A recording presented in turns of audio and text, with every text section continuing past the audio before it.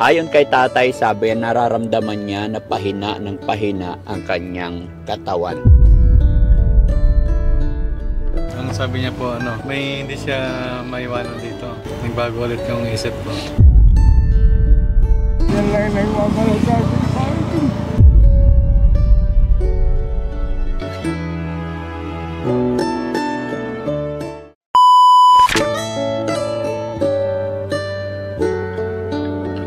Ayun mga kababayan, mga kabarangay, isa mapagpalang araw po sa ating muli. Ayan, kumusta po kayo? Ayan, mga kababayan, nakikita nyo po si Lolo. Siya po yung aming natulungan nakaraang araw, I think mga 4 days ago mga kababayan. At nung siya po ay aming tinulungan, siya po ay napaiyak at nakikiusap sa amin nang humingi ng tulong na gusto niya makasama ang kanyang mga kapatid.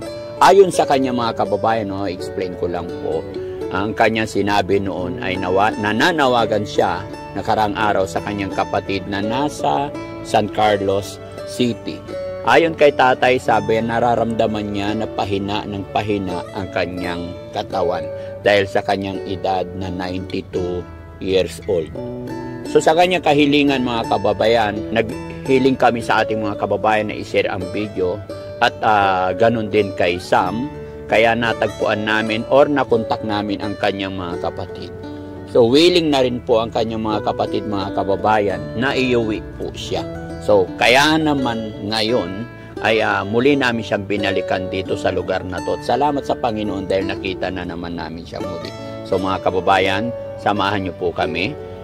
Kakausapin natin siya sa araw na ito, ay dadalhin natin siya sa San Carlos, Pangasinan. Sam, nakausap mo na ba si tatay? Anong sabi ni... Ang sabi niya po, may hindi siya maiwanan dito. Ay, bakit? Nagbago ulit yung isip ko. Yan, mga kababayan, si Sam po ang unang nakakita kay tatay. Although syempre kasama natin si Sam at nakiusap si Sam sa akin na kung pwede tulungan para makarating si tatay sa kanyang pinagmulang bayan. Ayon po yun sa kahilingan ni tatay. Pero ngayon, bakit daw? May isang anak po siya dyan na yung kanyang iwan. Nung unang kausap ko si tatay, ang sabi niya, walang tumutulong sa kanya dito. Pinapabayaan na siya. Yun po yung unang sinabi niya sa akin po. Oo. Kaya ako rin po ay naawa. Kaya nanawagan tayo sa mga kababayan natin na at yun po na dahil sa pag-share nila ng video, natagpuan natin yung mga kamag-anak. Tapos yung kamag-anak naman po, willing naman pong kunin si tatay. Tanggapin naman nila. Tanggapin po, pero si tatay po ngayon biglang nagbago. Patay tayo dyan. Pero sige, para marinig ko rin, kausapin natin. Yan mga kababayan, samahan niyo po kami. Kausapin natin si tatay.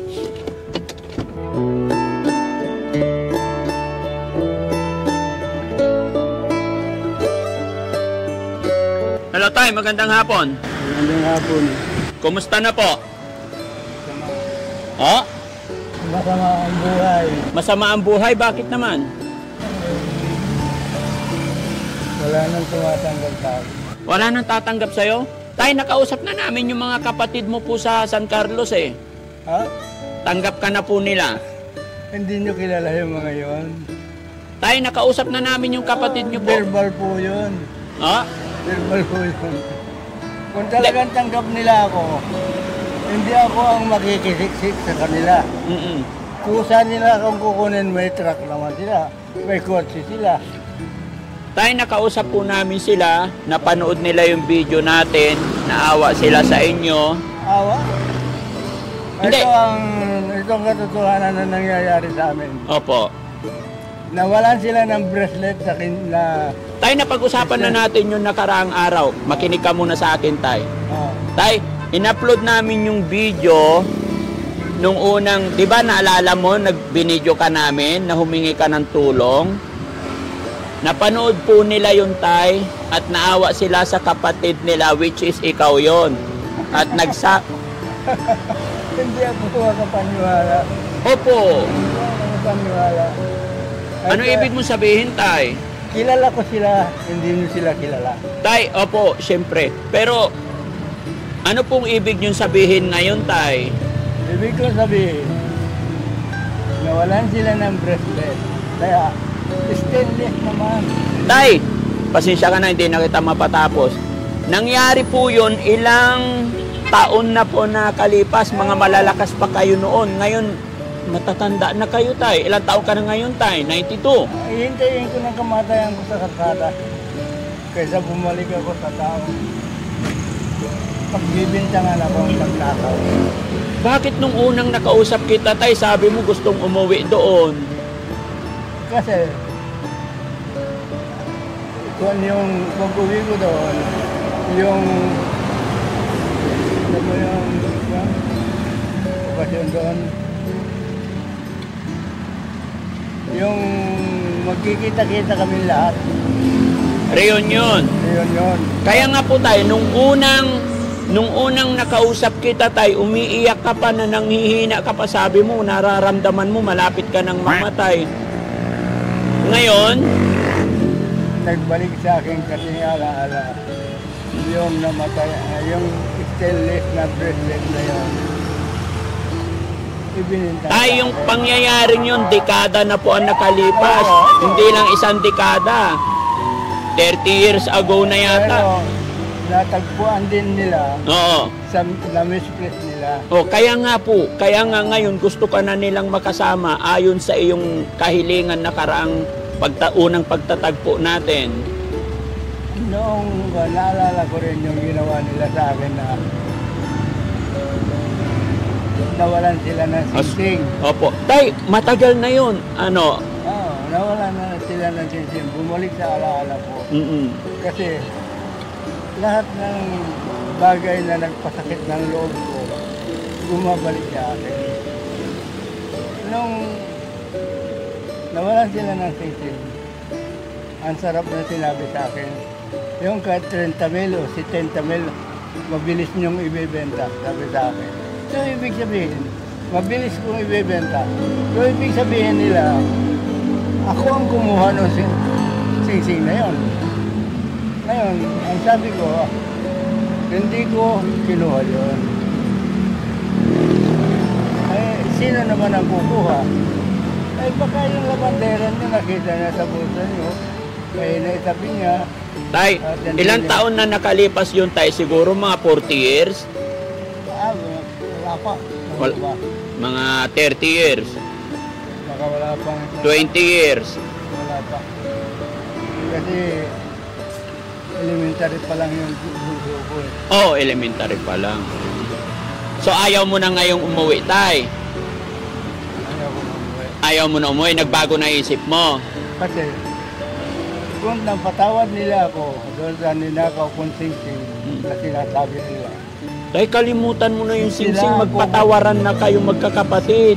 sila yung pupunta Dahil nandito rito. ka sa kalsada, mahal ka ng mga kapatid mo, tay. Nandiyan ang mga kaibigan ko. Tay, yung kaibigan nandyan, pero yung pamilya natin yan, kahit anong mangyari, tay, kapatid natin yan. Aywan ko. Pagdating sa dulo, tay, kapatid pa rin ang tutulong. Yung pagbintangan mo ako ng isang pagnanakaw at walang ibang magnanakaw kundi ikaw, napakasakit, di ba? Opo, tay, pero tao lang tayo, tay, nagkakamali. Eh, ikaw rin ang may sabi na nahahanap nila at na-misplace na pala nila. Kaya nga po, nung nakausap namin sila, tay, willing na sila, natanggap ka nila. Bakit hindi sila ang kumuha sa akin dito? Tay, kasi nga po, napanood nila at hiling mo, kaya tumutulong na kami. Kasi matatanda na rin sila, tay. Kasing edad mo rin sila.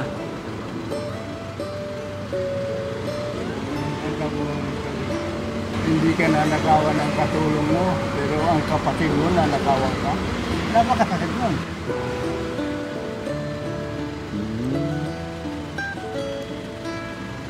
Sabi sa akin, hindi kami nanakawan yan. Bakit? Tapos sabi mo, Matagal na naming katulong yan.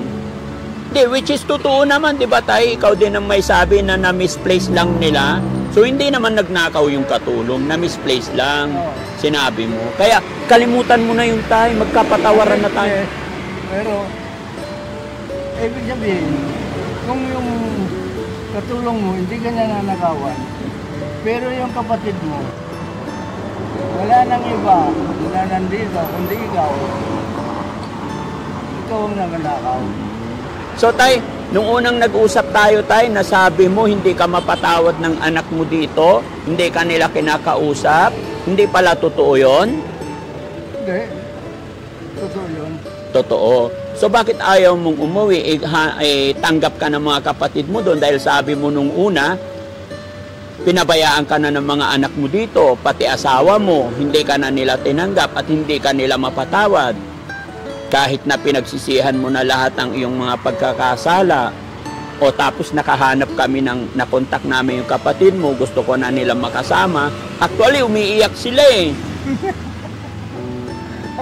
Nung kwento namin yung sitwasyon mo dito, tay. Si Malo, number 1 kong kaaway yan. Ang manugang nipel. Bakit nung una nating nagkita, tay, ay pagkikita, nanawagan ka na sa mga kapatid mo, yung pala ganyan pa yung nararamdaman mo sa kanila. Pero sila, kausap na namin sila, tay, tanggap ka nila, umiiyak nga po sila, naawa sila sa kalagayan mo. Tay, huwag mo silang tawanan, mahal ka nila bilang kapatid.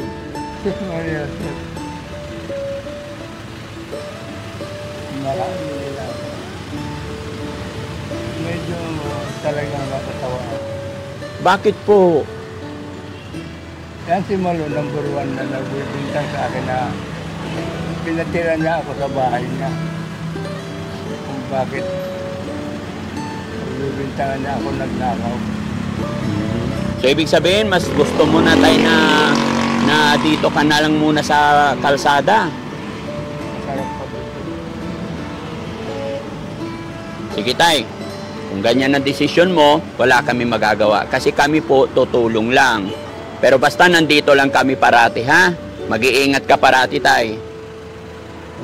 So nakita ko yung kaibigan ko, sasama na ako sa kanya. Sa kaibigan mo. Sige, ano pangalan ng kaibigan mo, tay? Gulong. Gulong. Sige, tay. Wala na kaming magagawa. Basta akala ko, tay, sasama ka na kasi nakaready na ang sasakyan. Ito na sana yung araw ng biyahe natin. Inaasahan ka nila doon sa San Carlos. Pero, yun, ikaw pa rin na masusunod, tay. Nire-respeto namin ang desisyon mo. Pero sinasabi ko lang sa'yo, tay, mahal na mahal ka ng mga kapatid mo, napaiyak sila nung kwento namin ang nangyari sa'yo. Pero, nagbago ang isip mo, kagaya ng unang sinabi mo, wala kami magagawa, tay. Mag-ingat ka parati, and God bless you more po. Alis na po kami, tay. Kung sino talaga ang may gusto na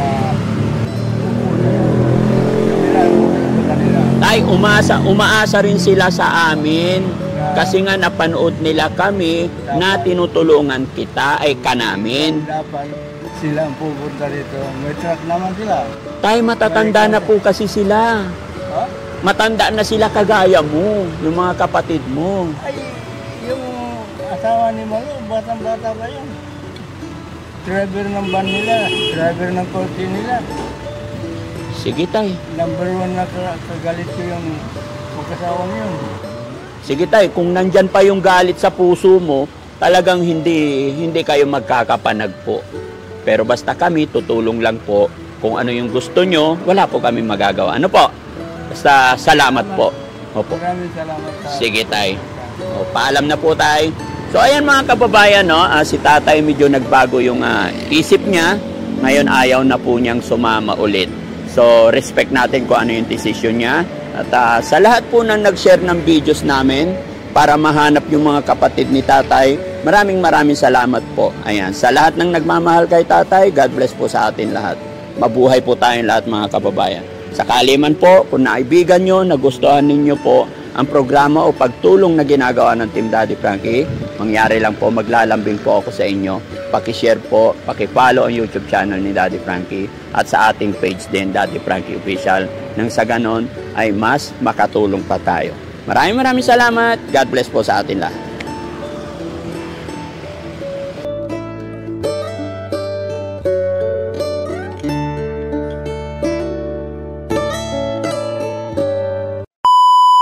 Ayan ma'am, papalik po kami sa area kung nasaan si tatay. Oh. Ingat po. Thank you po. Wala pong ano man, trabaho namin to. Kawawa naman po si tatay, si Lolo Berting. Oo.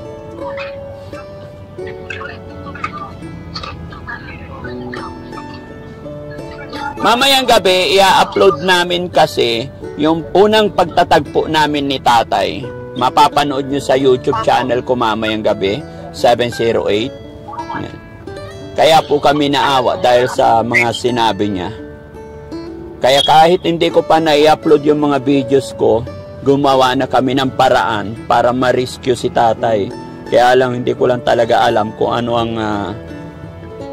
nakain ni tatay, bakit nagbago ang kanyang isip. Baka akala po nila hindi po sila welcome dito. Yes. Pero po si Tatay Dado, yung sinabi po nila yung Fernando de Guzman po, gustong-gusto po ni tatay na andito po sila. Oo. Naiyak nga po si tatay nung kwento po ni mama ko eh. Una pong nakapanood sa inyo si mama yung kay Sir Samot. Opo, kay Sam. Si mama po opo.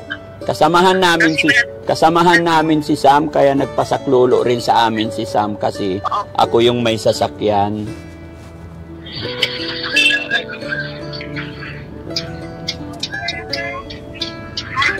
Sabi din po nung iba, pagka andito na raw po sila, baka tulong-tulong na rin daw po. Opo. Nandyan pa. Kawawa din po sila. Nandyan pa. Saan na? Baka umabante na. Ang bilis naman ni tatay. Saan na? Nakita mo?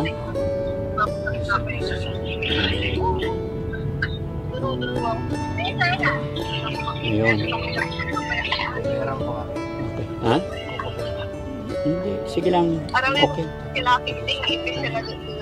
Ayan siya, nakikita nyo. Ayan, naglalakad na siya. Hindi na namin siya inabot nun sa pinag-usapan namin. Buksan mo tong glass dito. Sam!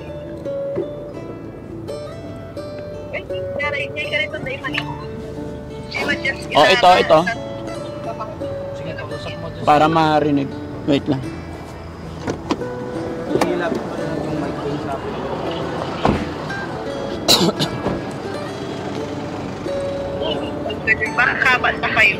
Kabat na kayo.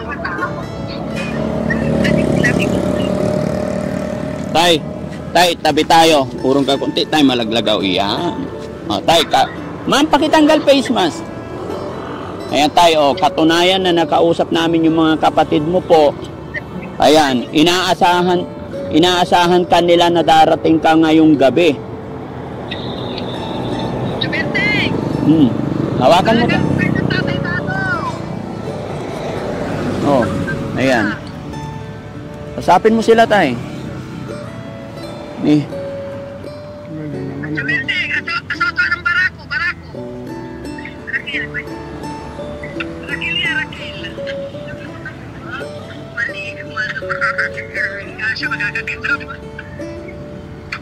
Ano, tay? Akiti mawag ka. Lakasan mo, tay. Akiti mawag ka. Hello, bakit daw po kayo tumawag?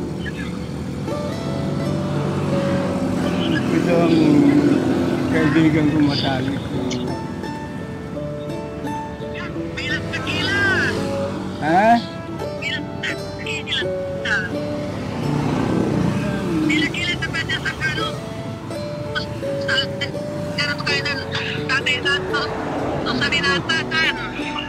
Maninom sila mo si Ren. Alagaan pa kayo ng tatay na mo. Ganyan. Lugat kilatan lugat pa. Tapaya ka sakit ka mo. Labi kami la. Sige. Hindi mapagat na. Dadaga sa pangalaga dyan si kayo.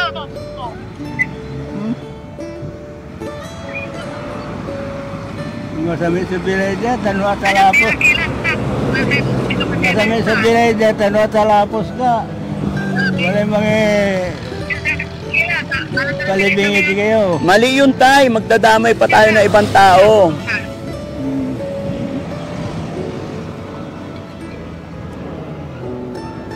Kaibigan ko matalik. Opo. Ano desisyon mo, tay? Sasama ka na?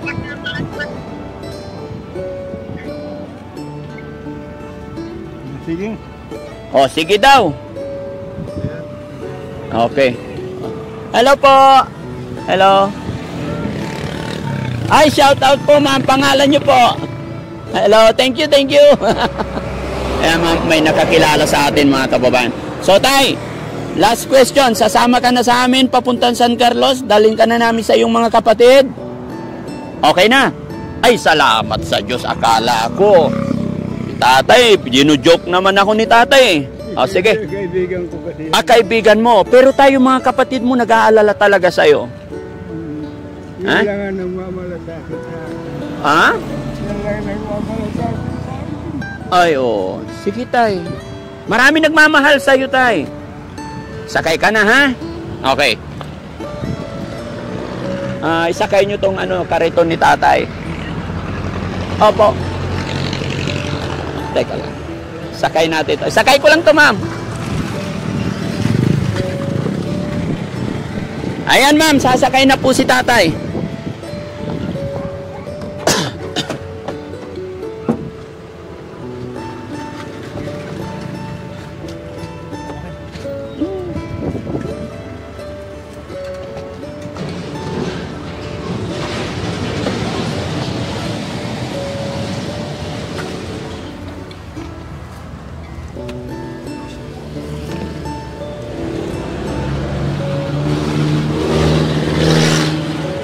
Yan.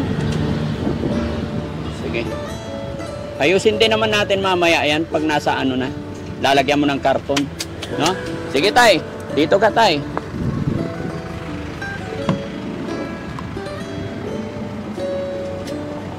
Doon ka, tay, ha? Dulo. Kaya pa?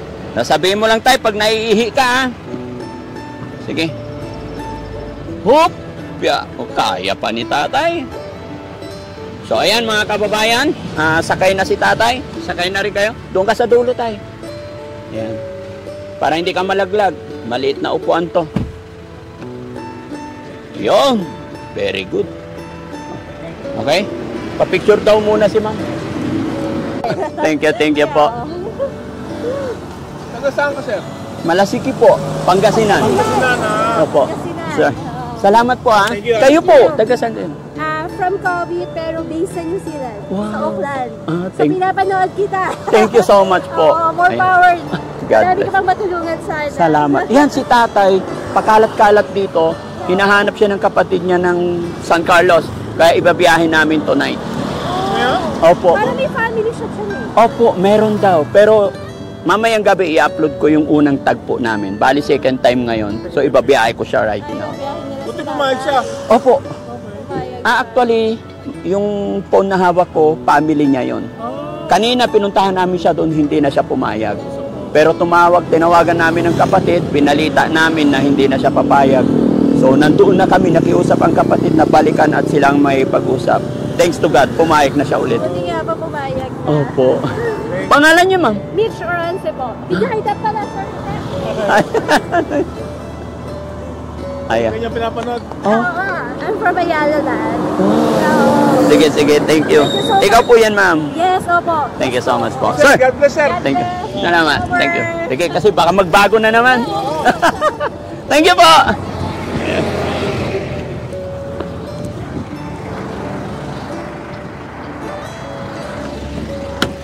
So, ayan mga kababayan.